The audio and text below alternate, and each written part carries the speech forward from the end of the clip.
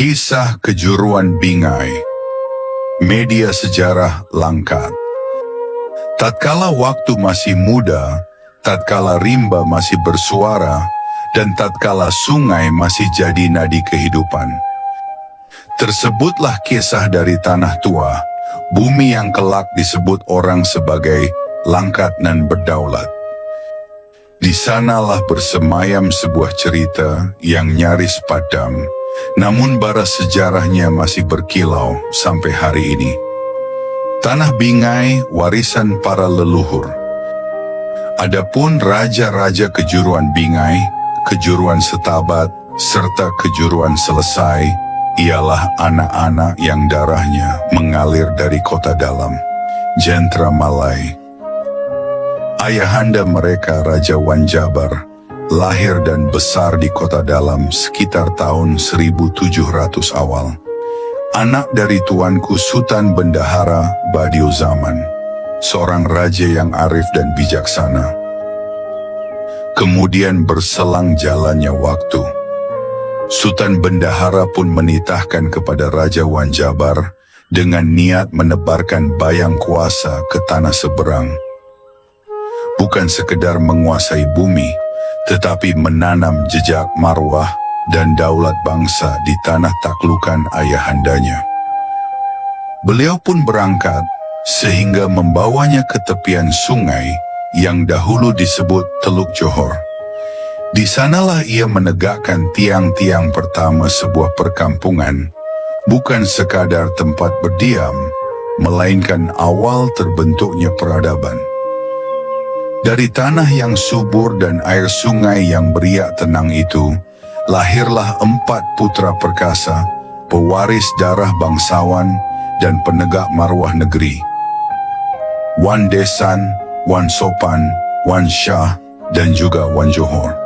Mereka tumbuh bukan hanya sebagai anak seorang raja, tetapi sebagai penjelmaan cita dan harapan atas kelanjutan adat, marwah, dan daulat Melayu. Setelah Raja Wanjabar mangkat, bahasa alam terdengar di telinga. Jika engkau ingin tahu makna kepemimpinan, lihatlah kepada Raja Wanjabar. Ia menundukkan dengan budi, bukan dengan pedang. Maka beralihlah pusaka kuasa kepada darah dagingnya sendiri. Tampuk pemerintahan itu dibagi dengan bijaksana, bagai membagi cahaya obor agar tetap menyala di tiap penjuru tanah warisan. Wan Desan dan Wan Johor meneruskan tampuk di kejuruan Bingai, tempat asal darah dan nadi leluhur berpaut. Wan Sopan menegakkan Panji di kejuruan Setabat, sedangkan Wan Shah berkuasa di kejuruan Selesai, menjadi penjaga marwah dan titipan sejarah di ujung negeri. Di masa ia memerintah, kemudian Raja Wan Desan menikahi seorang putri dari kota dalam Jua. Namanya Tengku Maslurah, anak seorang tengku besar berdarah biru. Dari peraduan kasih keduanya, lahirlah 2 permata hati. Yang sulung, seorang putra gagah bernama Tengku Bandar, penyejuk mata dan sandaran harapan negeri, dan seorang putri halus budi, Tengku Intan, laksana sekuntum melati di taman istana, mewarisi paras ibunda dan kebijaksanaan ayahandanya. Namun sebagaimana roda zaman yang tak pernah berhenti, takdir pun berputar dalam diamnya waktu. Terjadi pergolakan di antara para raja oleh sebuah suasana yang tak terelakkan di tanah Melayu. Darah tumpah di tepi sungai Bingai dan Raja Wan Desan gugur ketika hendak beranjak menyelamatkan diri ke negeri adiknya di Selesai. Air sungai menjadi saksi, tanah menjadi pusara, dan sejarah menulis kisahnya dalam bisik daun dan desah angin. Ada yang mengatakan bahwa tempat itu kemudian disebut orang desa pertumbukan, sebab di sanalah marwah bertemu maut, cinta bertemu perpisahan, dan sejarah bertemu keabadian. Kemudian, setelah berlalu peristiwa yang mengguncang itu, istri almarhum Raja Wandesan, yakni Tengku Maslurah, dinikahi oleh Tengku Musa. Pada mulanya, pernikahan itu tidaklah mendapat restu dari hati sang Tengku Maslurah. Namun dengan adanya perjanjian luhur antara keduanya, akhirnya mereka pun disatukan dalam ikatan suci. Dalam perjanjian itu termaktub sebuah janji. Jika kelak anak yang lahir adalah seorang lelaki, maka dialah yang berhak mewarisi tampuk kesultanan. Seiring bergulirnya masa, roda pemerintahan di Bingai pun diteruskan oleh putra Raja Wandesan, yakni Tengku Bandar, yang memegang tampuk dengan bijaksana.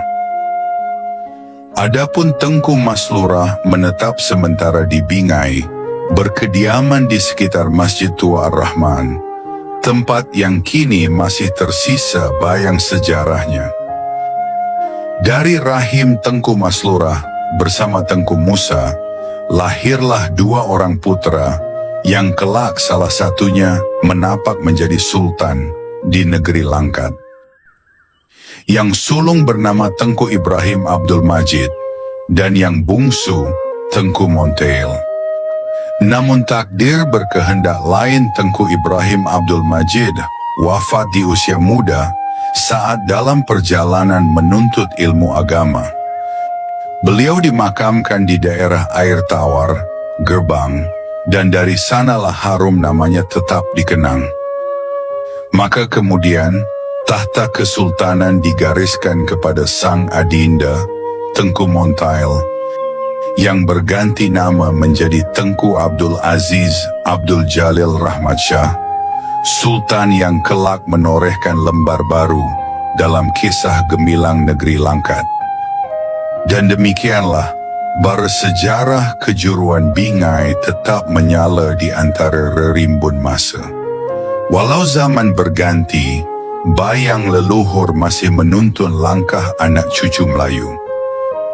Sebab selagi nama Bingai disebut dengan hormat, selama itu pula roh sejarahnya hidup, menjadi cahaya di tengah gelap, menjadi suara yang membisikkan, ingatlah dari mana engkau berasal dan kepada siapa engkau berutang marwah. Adapun sejarah ini kami tulis, kami dapati dari beberapa sumber, yaitu buku sejarah Pantai Timur Sumatera, peta tahun 1887, dan seorang narasumber cucu dari Cek Menah, istri dari Tengku Muhammad Daud, Raja Kejuruan Bingai terakhir. Kami media sejarah Langkat mengucapkan terima kasih.